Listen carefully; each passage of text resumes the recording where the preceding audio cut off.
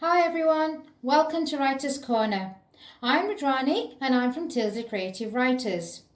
And once again, I'll be reading another chapter from this book.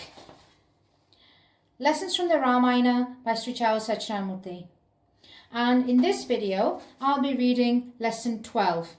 And this is quite a long lesson, probably the longest in the whole book, but truly worth watching. And I hope you like it. So, here we go. Lesson 12.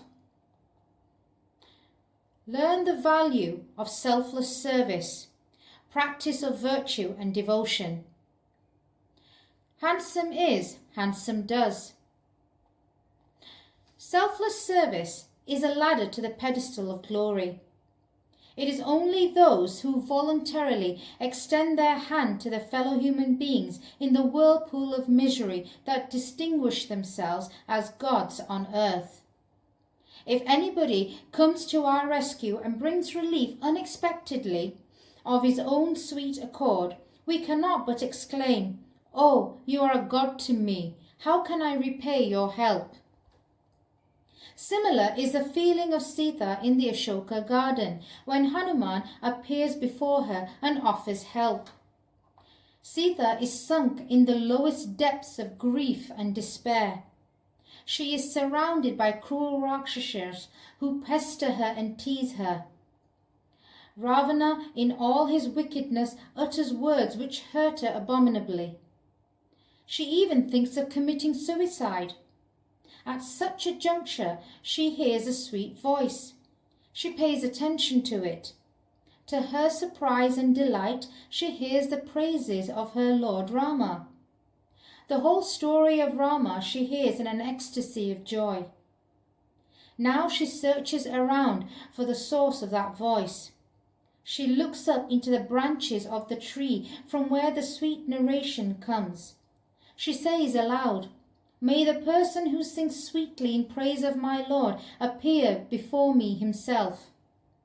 At once Hanuman jumps down and prostrates before her. Here we cannot but appreciate Hanuman's uncommon intelligence. Hanuman knows the psychology of a woman in Sita's position. She suspects everyone that goes near her because she is afraid of Rakshasa Maya, magic power. That is why he first builds up confidence in her. As he utters the sweet praises of Rama from above the tree, she instinctively believes that there is someone whom she can trust. Hanuman is a devotee of God. He has experienced the sweetness of uttering praises of Rama. Sita is also a devotee of Rama. She is familiar with the sweetness of songs in praise of Rama. Imitation songs of Rakshasa Maya to delude her cannot reach that polish of Hanuman. Hence, Sita understands that the monkey that prostrates before her is not a Rakshasa in disguise. Hanuman has formed in his mind the picture of Sita as Rama describes her to him. In the inner chambers of Ravana, he has seen several women. Many of them are noted for their beauty. He looks at Mandodari, the wife of Ravana, and first entertains a thought that she may be Sita. The beauty of Mandodari has played the trick, but soon Hanuman's intelligence tells him that it is not Sita. Beauty alone is not the trait in Sita. Added to beauty, there is the radiance of virtue. Her power of piety and spiritual glow lends a peculiar charm to her beauty, which the other beauties lack. He chides himself, saying to himself that Sita, separated from Rama, will not be in the palace, and that Mandodari, whose beauty is fed by good food and cosmetics, is not Sita. In this context, Hanuman says to himself thus, "Beauty, nourished by nutrition and cosmetics, is not real beauty. Real beauty is the glow of virtue and inward light which shines from all self-conquest." Hanuman again and again prostrates himself before Sita. "Mother, how fortunate I am to see you. I am Rama's servant. Rama has sent me to you." He sheds tears of joy. His voice becomes choked. Excessive joy of extraordinary type wells up in his heart. Hanuman's devotion and reverence are transparent. Now Sita concludes that Hanuman is from Rama. Hanuman gives her the ring of Rama as a passport into her confidence. Sita feels elated at the sight of Rama's ring. She presses the divine ring to her eyes. She feels a thrill of joy. She says, "Hanuman, my child, you are my greatest benefactor. What can I give you for this piece of service?" Hanuman stands with folded hands after bowing to her several times. He says the only reward he seeks is a reunion of Sita and Rama. Hanuman is exceptionally shrewd and wise. He understands what she needs most from him. She asks him to describe to her her Lord. She has ever cherished the image of her Lord in her heart. Yet she longs to hear from the lips of Hanuman, who is also a devotee of Rama, the description of Rama's beauty and virtues. Hanuman, in an ecstasy of devotional fervour, says thus, "Rama is very handsome. He has a broad chest, long arms, lotus-like eyes, large and liquid, transparent with compassion. He is luminous like a rain-bearing cloud. His bravery and valour are transparent. He grants protection to those who seek refuge in him. He abounds in mercy. He is our ocean of mercy." Sita is filled with joy. She asks Hanuman several questions as to Rama's plan to rescue her. She doubts how the puny monkeys like Hanuman, who is reduced in size, can fight with the cruel Rakshasas. Hanuman, by his yogic power, grows very big. He is now very huge, almost touching the stars. Sita is impressed with his powers. Hanuman's service is not just physical service like doing the assigned work and running on petty errands. He thinks wisely and acts correctly. His actions are prompted by his reasoning and he exercises his discretion with credit. Rama's instructions for him are to see Sita and return with her message. But Hanuman does more than that. He assesses the strength of the enemy correctly. His aim is to frighten the enemies and bring them to their senses. That is why he wreaks havoc. Before beginning his work of vandalism and destruction, he takes the permission of Sita to destroy the Ashoka garden. He wants to show to Sita that the Vanaras are capable of destroying the Rakshasas. Sita blesses him. As he destroys the garden, he has to fight with the Rakshasa army. He kills a large number of warriors. He kills one of the sons of Ravana. He has a desire to see Ravana and give him sound advice. He hopes against hope that Ravana may heed his advice and see reason. So he voluntarily yields to the Brahmastra of Indrajit. Brahmastra binds him only for a muhurta, just 10 minutes. But he pretends to be bound by the astra. So the Rakshasas lead him to Ravana. He wonders at the magnificent personality of Ravana. He mentally praises his strength and vigour and glow.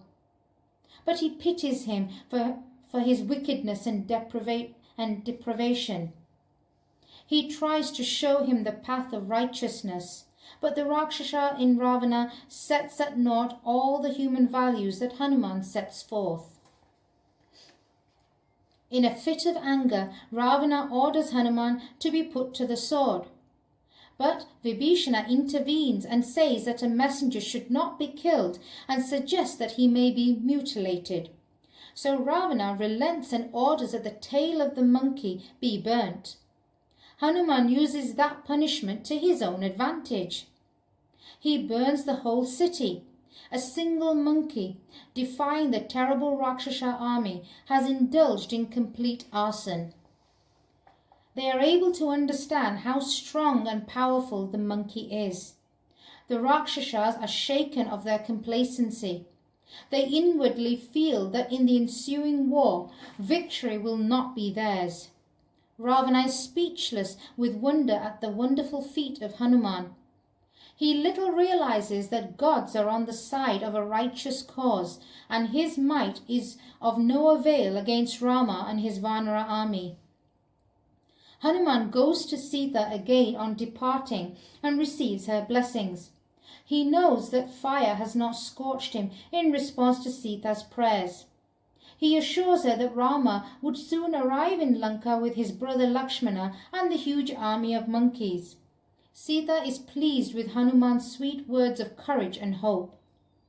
She says to him, "My son Hanuman, you have seen me and instilled hope in me. Had you not come and assured me of relief, I would have sought relief in death. You have cleared my doubt as to the possibility of puny monkeys conquering the mighty Rakshasas. You have burnt the whole city to ashes and shattered their pride and utterly ruined their morale.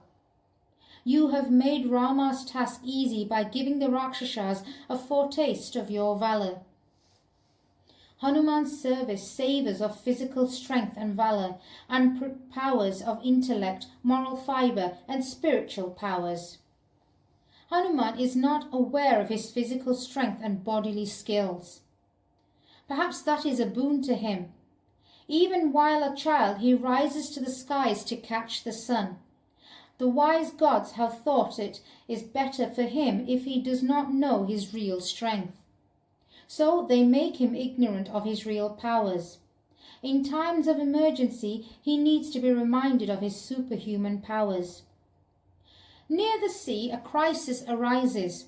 No Vanara expresses his ability or willingness to cross the sea, which is 100 yojanas in width.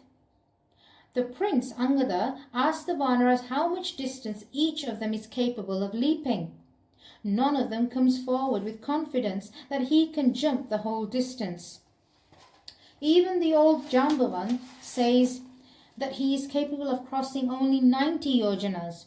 Angada himself says that he can leap the whole distance, but he cannot return. Then Jambavan says, "My dear young prince, you are here, the representative of King Sugriva. You are here to command the forces, but not to run on errands. I know there is someone among us who can undertake this stupendous task." Jambavan casts his searching looks on all sides and finds someone away from the army. Evidently, that monkey has not participated in the deliberations conducted by Angada. He sits alone in contemplation. Perhaps he is drawing upon his spiritual energy, sitting wrapped in meditation. All the monkeys, led by Jambavan, approach that monkey. He is none other than Hanuman. Jambavan begins to eulogize him in glowing terms thus: "O Hanuman, you are like a golden-coloured mountain, a tower of strength to us all.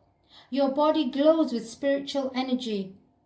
Rama's name is ever on your lips. Rama's image is ever in your heart. The nectar of Ramanama Smaranam has immortalized you. None is equal to you in wit, valour, vigour and wisdom. You have in you the powers of Lord Shiva. Why, you are Lord Shiva himself. We are in a predicament. You are the only hero who can find a way out. Jai Jai Hanuman." The rest of the monkeys join in the chorus, Jai Jai Hanuman. Hanuman opens his eyes. He grows to immense proportions. He says to them in a loud and clear voice, "My dear friends, you need not worry. That vast sea is no barrier to me. I shall jump over the sea. Wait here till I come crowned with success." The gods wish to test the abilities and skills of Hanuman. So they ask Surasa to test him. Hanuman is flying over the sea. Surasa opens her mouth and stands in his way. She asks him to be her food. Hanuman, who thinks that discretion is the better part of valour, gently says to her thus, I am going on an important work. I wish to know the whereabouts of Sita. Till I finish this work of Lord Rama, I wish to have no rest. After accomplishing Rama's task, I shall come to you to become your food. Then Surasa says, No, Brahma has given me a boon. Nothing that comes my way can help going into my mouth. All right then, Hanuman says, open your mouth wide enough for me to enter it. Saying so, Hanuman begins to increase the size of his body. Surasa also opens her mouth wider and wider and wider to huge proportions. Suddenly, Hanuman reduces himself to the size of a thumb, enters the mouth of Surasa and emerges out laughing. He says, I have respected Brahma's boon. Now let me pass. Surasa wonders at the tact and propriety of Hanuman. She feels sure that Hanuman can accomplish his purpose. She blesses Hanuman and goes away. Hanuman does not use physical strength bluntly and proudly. He uses force only when he cannot help it. He faces Lankani at the entrance of Lanka. He does not kill her as soon as he is obstructed by her. He reduces himself to the size of a kitten. He wants to enter Lanka without being seen by anybody. His purpose is first to see Sita.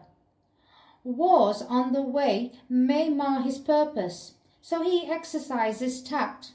He appeals to Lankani thus, I wish to see the beauty of Lanka. I mean no harm to anyone. You yourself know that a puny monkey like myself cannot be an irksome intruder. Lankani flies into a rage and deals Hanuman a blow. Then Hanuman has no alternative except to subdue the Rakshasi. He clenches his fist and strikes her with his left hand. Lankani reels under the blow. She feels subdued. She says to him, Brahma's prophecy has come true. He told me that one day a monkey would vanquish me with a single blow. I am now vanquished. He has also told me that my discomfiture starts the destruction of the Rakshasa race. His prophecy never fails. Now, proceeding to Lanka as you like, my part is over. With these words, Lankani disappears. Nothing is a better illustration of Hanuman's physical strength and flying powers than his plucking the Sanjeevani mountain and bringing it to the battlefield twice. Because of the Maya warfare of Indrajit, all the Vanaras lie wounded on the battlefield. They are in dead faint. Vibhishana slowly approaches Jambavan, who is also sorely hit and in a fainting state. He somehow summons enough energy to accost Vibhishana and says, My friend, is Hanuman alive? If Hanuman is alive, we are saved. Look for him and bring him here. He explains to Vibhishana how Hanuman alone can fly and bring the Sanjeevani hill in no time. Of course, as asked by Jambavan, Hanuman, who is brought to his presence by Vibhishana, goes and brings the Sanjeevani. Prior to this, Hanuman had an occasion to go to the hill to bring Sanjeevani to save the life of Lakshmana. He had to bring Sanjeevani before daybreak. If he delays, Lakshmana's life will be in danger. Hanuman accomplished it. This feat of Hanuman has earned for him immortal fame. He is in the sky with the mountain in his hand. He is flying at a rapid speed. While he is coursing through the sky above the area of Ayodhya, Bharata, who is ever watchful, is intrigued by the appearance of a huge creature with a mountain glowing with plants. As he shoots the flying creature with a pointless shaft, Hanuman falls down with the words of Rama on his lips. Bharata sprinkles perfume on Hanuman and revives him. Hanuman tells Bharata in a nutshell the whole story of war and Lakshmana's swoon. Bharata feels sorry and he weeps as he is the root cause for Rama's exile. Bharata suggests to Hanuman that he should alight on his arrow along with the mountain so that he may reach the battlefield earlier. Hanuman's pride is touched. He can fly speedier than Bharata's arrow. The incident of Bharata's arrows proves the physical strength and flying powers of Hanuman are unrivaled and superhuman. Bharata feels proud of Hanuman and embraces him. Hanuman resumes his journey and reaches the battlefield before daybreak in spite of his break at Ayodhya. He is thus a giver of life to Lakshmana. During the war, Hanuman plays a vital role because of his extreme physical strength and bodily vigour. He has killed many terrible Rakshasas. Ravana is impressed with Hanuman's physical strength. So he says to Angada, when Angada goes to him as a messenger, "I admit there is one monkey in your army who is really strong. He is Hanuman, who has burnt our beautiful city." To this, Angada replies in all sarcasm, "O Ravana, he whom you describe as the strongest is only a petty runner in Sugriva's army. He has burnt your city without orders from our king. Imagine your fate when the real heroes invade your city." Angada is very proud of Hanuman. Though he inwardly endorses Ravana's statement that Hanuman is the strongest among the monkey warriors, he strikes terror in Ravana's heart by saying aloud that there are heroes far superior to Hanuman in Sugriva's army. Hanuman's strength and valour convey to us a valuable lesson, particularly relevant in these days when muscle power is badly misused. The terrorists, the hired murderers, the bullies and rowdies who make use of their strength to frighten the weak, the meek and the docile thrive only for a short period. A man like Hanuman is sure to make them bite dust. Muscle power misused meets with untimely death. Muscle power well used to curb evil is the kin of Hanuman, who is immortal.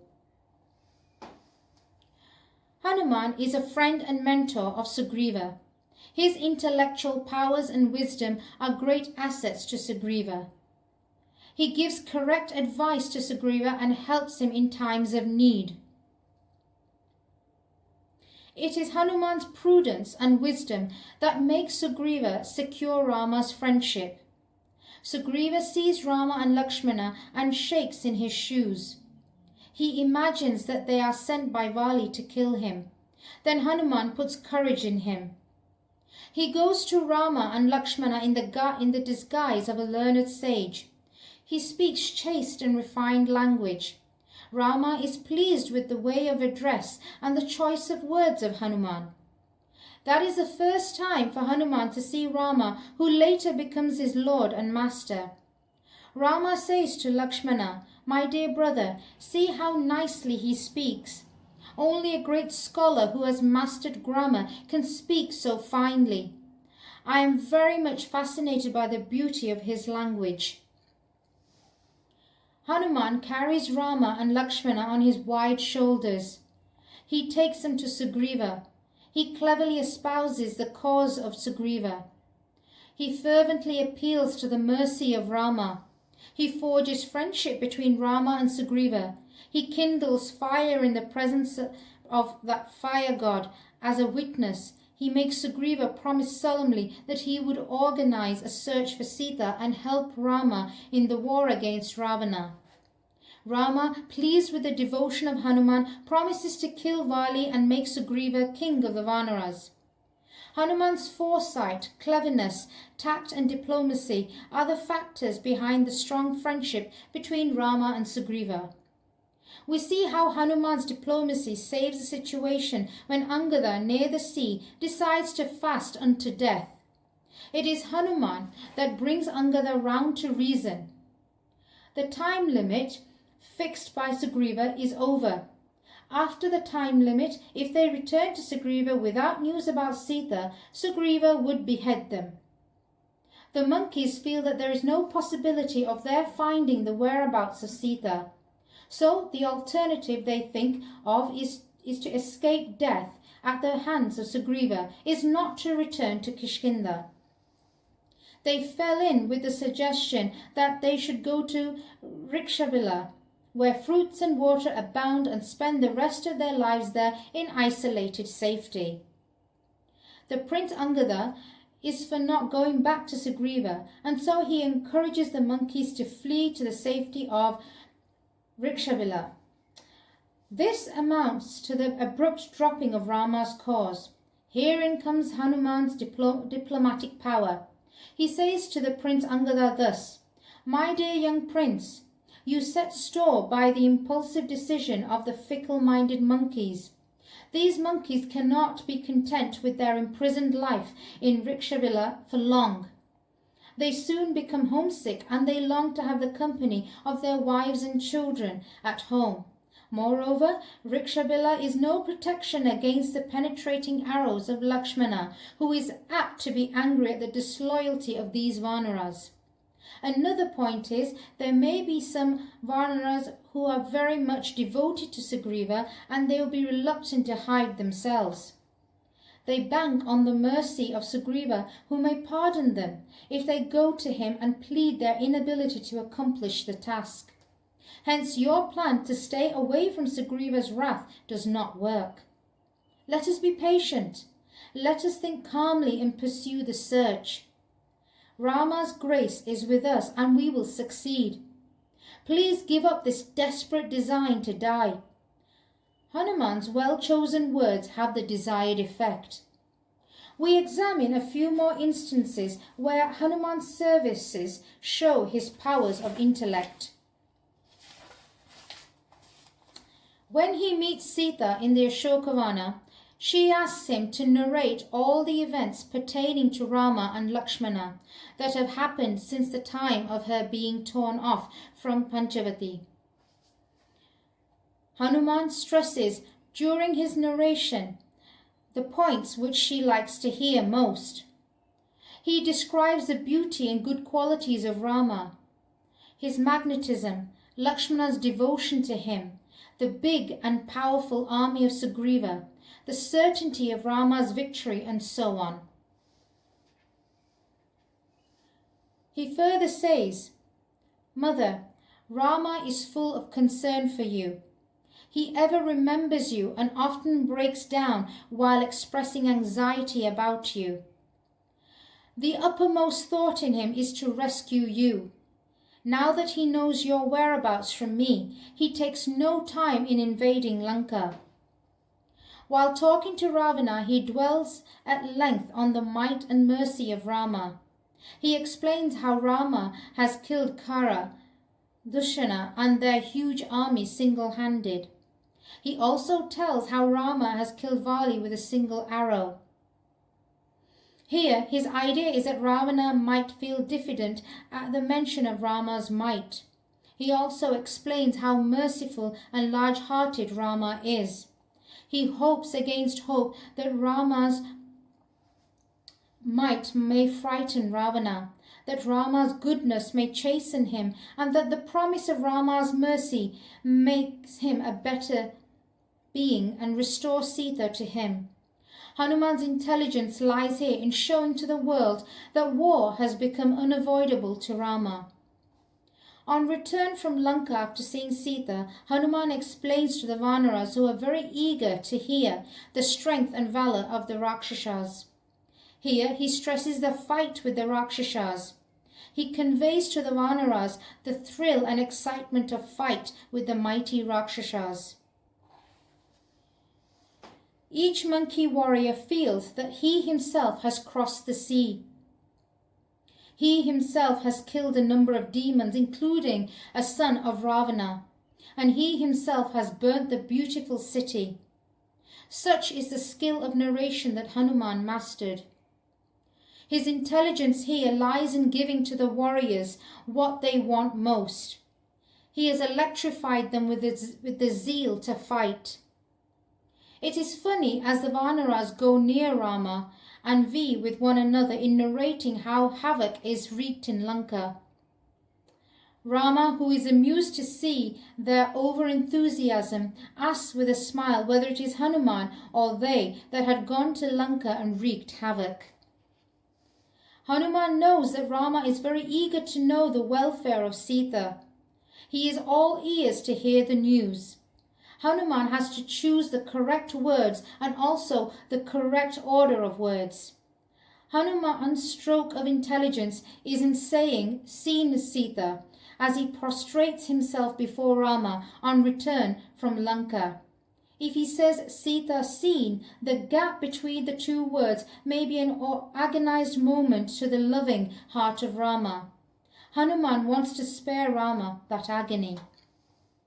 When Rama asks Hanuman to tell him what all he has seen and what all he has done, Hanuman has been very modest in expatiating on his feats of strength, valour and war.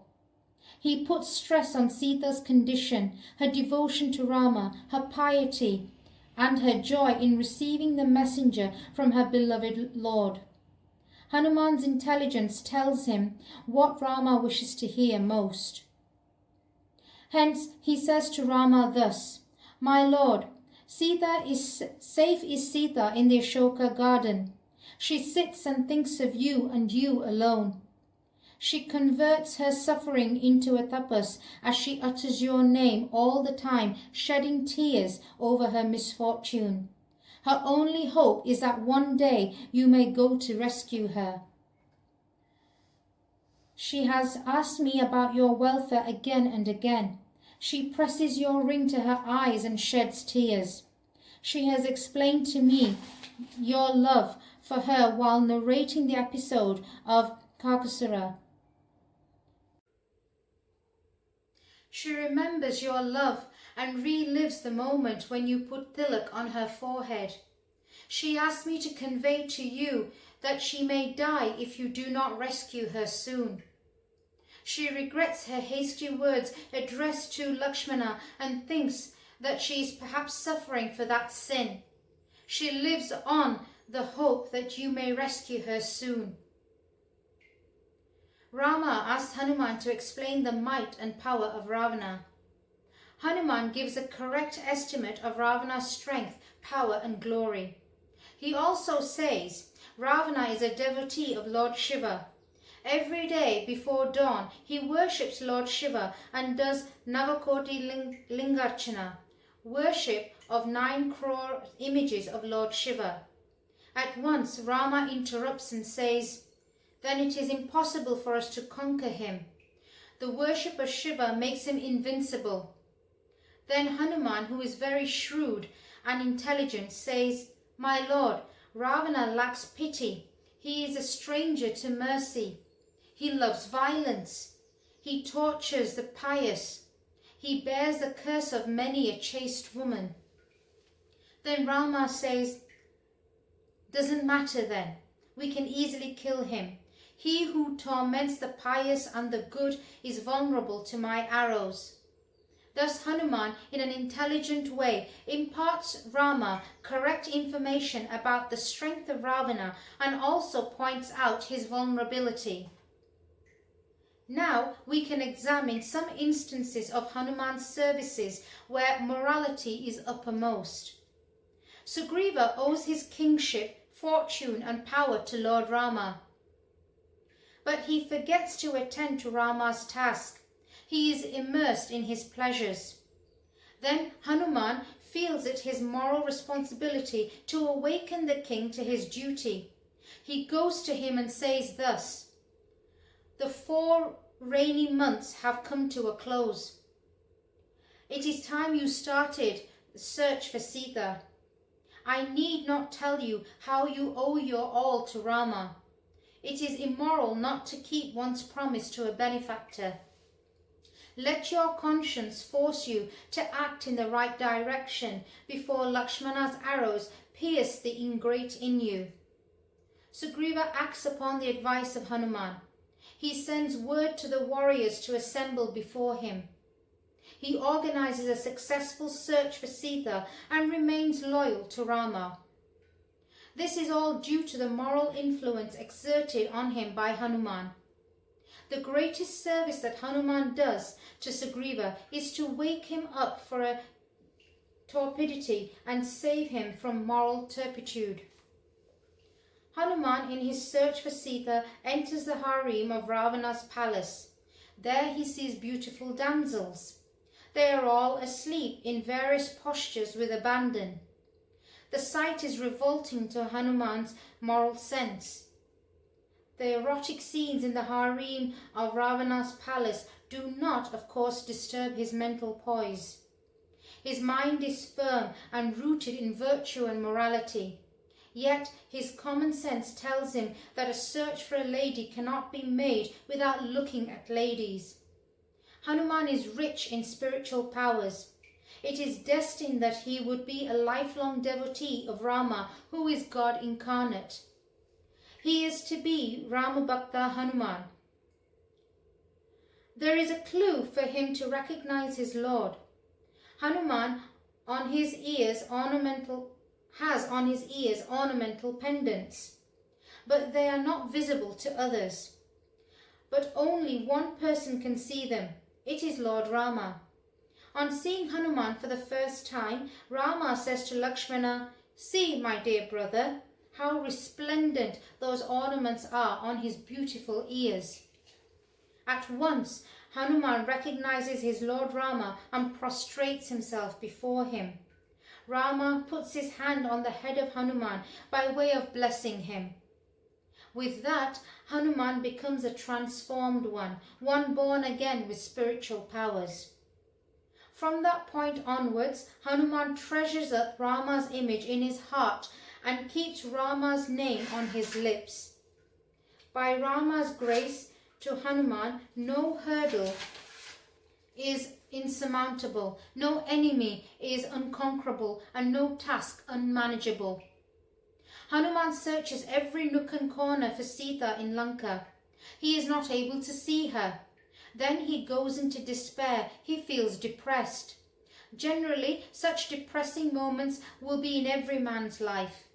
But the generality of men fail to find a way out. Hanuman is not like that. He draws upon spiritual energy such as a rich man draws upon bank. He contemplates on Lord Rama. He looks at Rama's image enshrined in his heart and melodiously sings in praise of Rama. At once his depression disappears and gives place to exhilaration. His eyes happen to light on a garden, which he has not hitherto searched. A new hope arises in his heart. He jumps into the garden. His search becomes fruitful.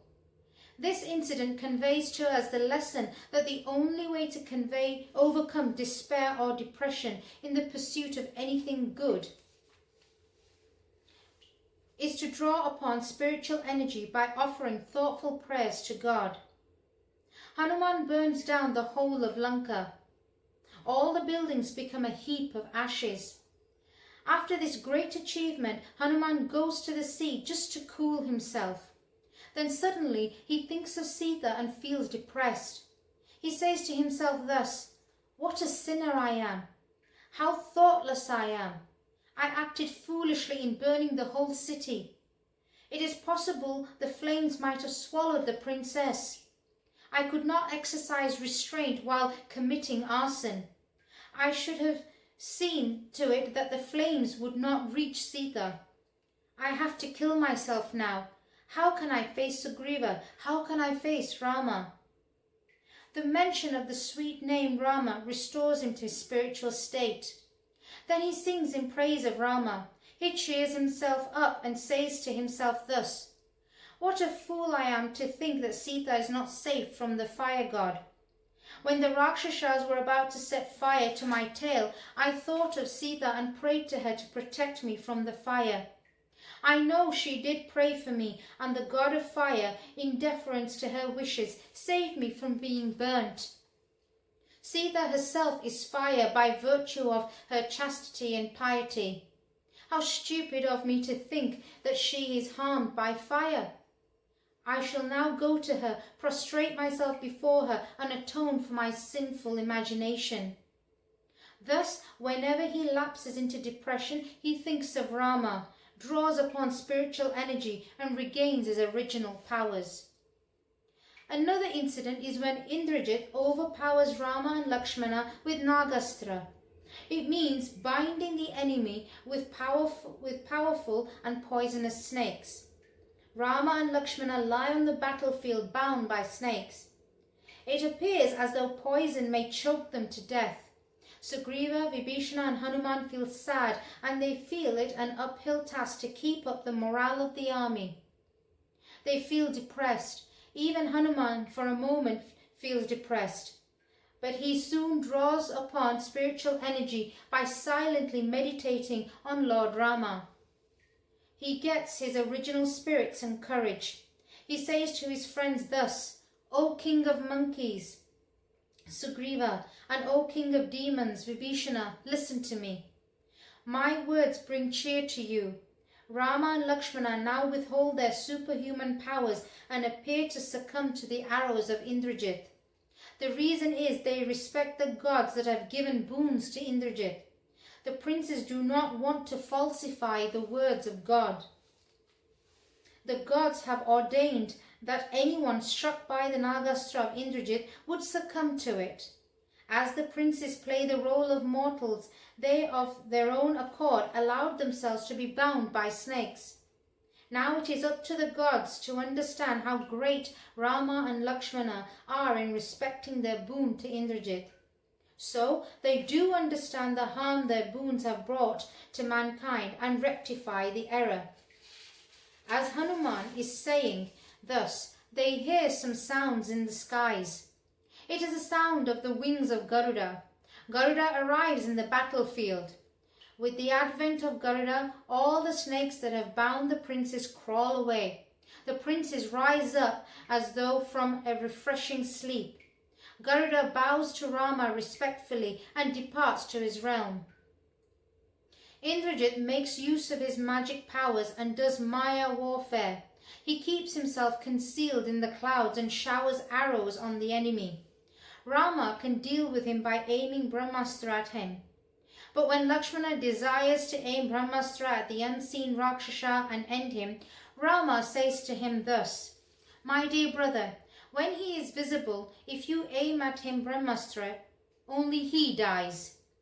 When you release that powerful astra to kill the invisible enemy, the astra kills several others also in the neighborhood of the invisible target.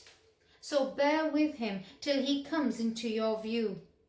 These words of Rama, who is full of mercy even to the enemies, send a shaft of joy into the heart of Hanuman.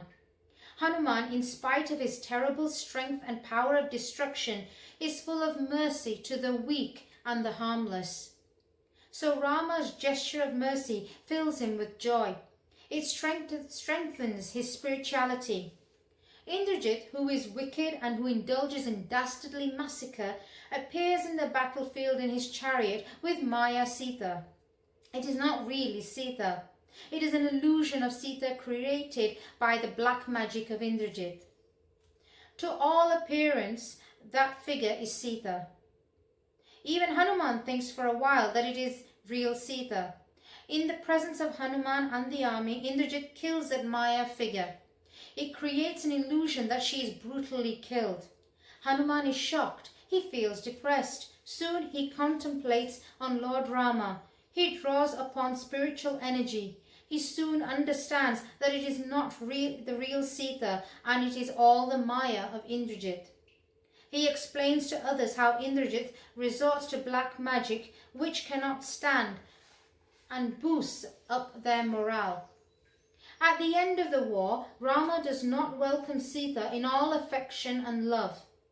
He appears stern.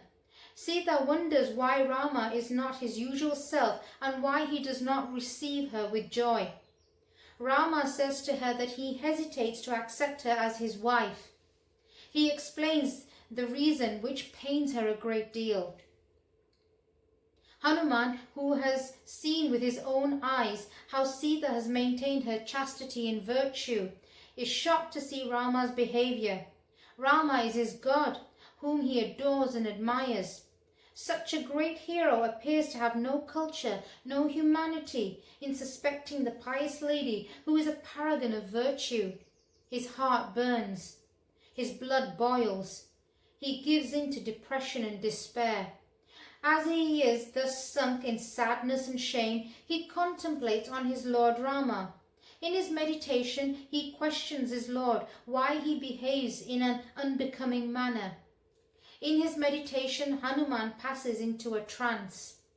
Then a miracle happens. Sita jumps into fire. The flames are cool to her. The fire god brings Sita, resplendent in all glory, to the presence of Rama and says thus, "My lord, please accept your wife who is pure and chaste." Hanuman feels glad. He understands the greatness of Mother Sita. He also understands why Rama veils his real good nature and appears like a vile mortal. Rama knows that she is great enough to prove her virtue. He has simply steeled his heart and allowed her to prove her chastity. The fire ordeal makes Sita great and glorious. It requires God's grace to rise to spiritual heights, and Hanuman has that grace. So he emerges stronger, nobler, and happier from many a depressing situation.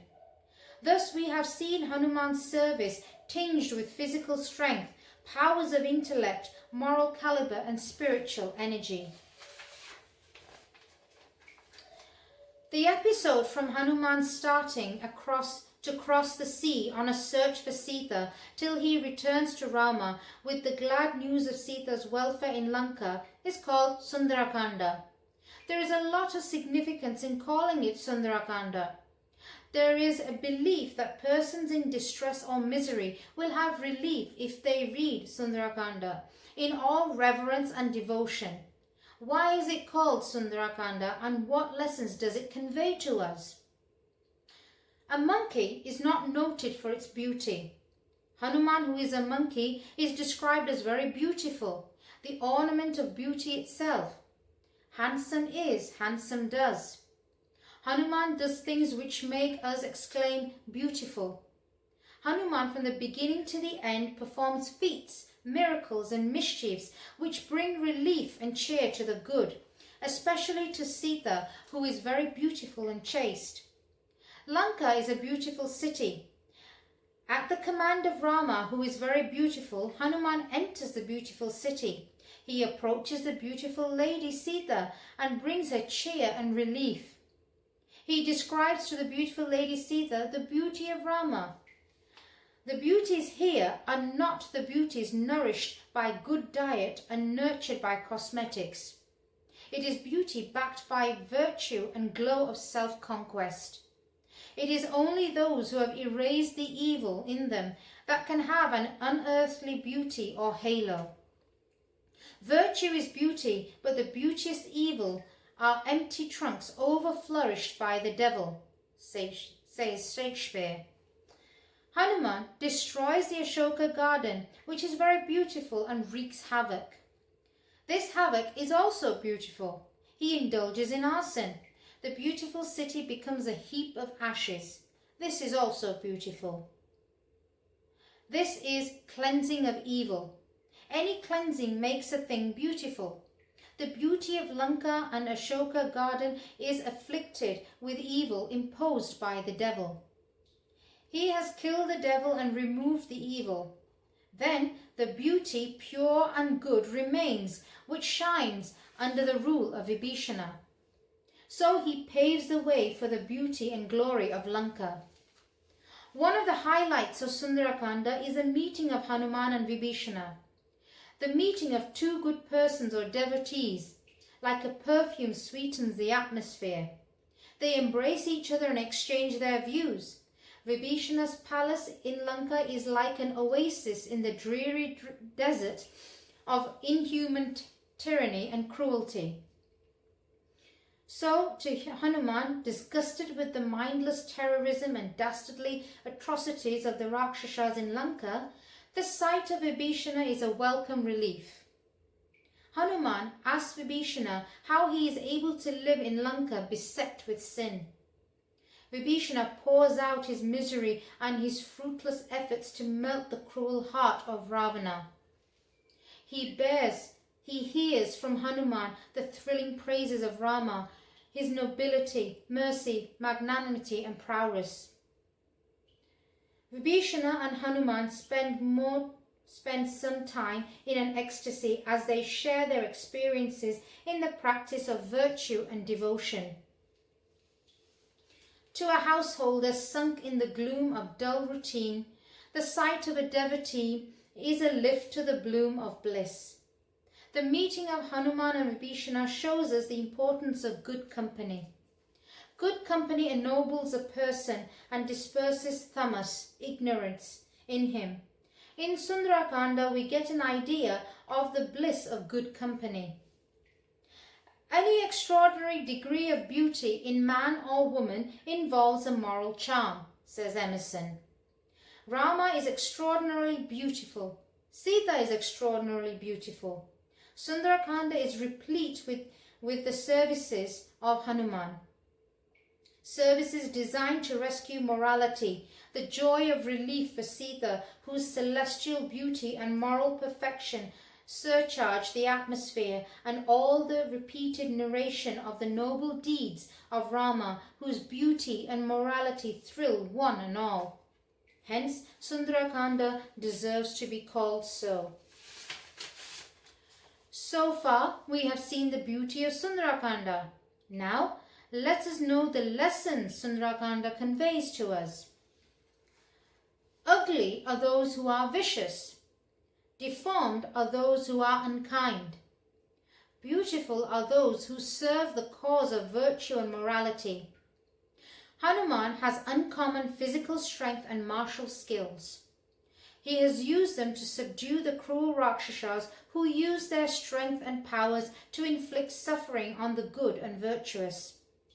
One has to learn to use his powers to oppose insolent might and relieve the weak and the poor. Hanuman's example is worth copying. We have to learn to enjoy the company of the pious like Vibhishana. Good company nourishes the good in us. To those floundering in the whirlpool of sinful life on this earth, friendship with the good and the noble is a sovereign remedy. One has to learn to convert unavoidable suffering into tapas. Sita undergoes a lot of suffering, but she gives her mind to her Lord and with faith utters the holy name and cherishes his image in her heart. This is nothing short of tapas.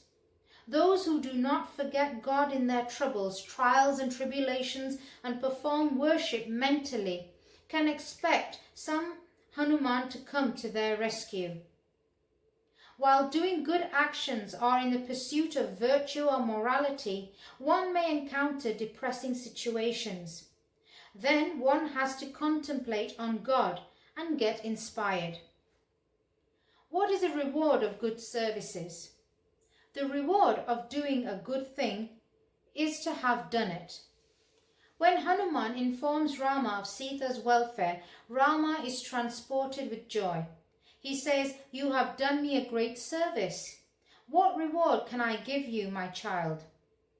With moist eyes and heart full of affection, Rama gathers Hanuman into his arms and warmly embraces him. What greater reward can there be? Hanuman's thrill, ecstasy, and joy of fulfillment in the embrace of Rama is a picture which the readers of the Ramayana can form for themselves in their hearts. If such an imagined picture thrills them, the study of the Sundarakanda is not in vain. The following words of Swami Vivekananda may beautifully sum up the lesson. They alone live who live for others. The rest are more dead than alive. The end. So that was the end of lesson 12. And it was a long lesson, but I hope you enjoyed it. Thank you for watching. And once again, please click like, share and subscribe. And I hope to see you again in my next video when I'll be reading lesson 13. Thank you. Bye.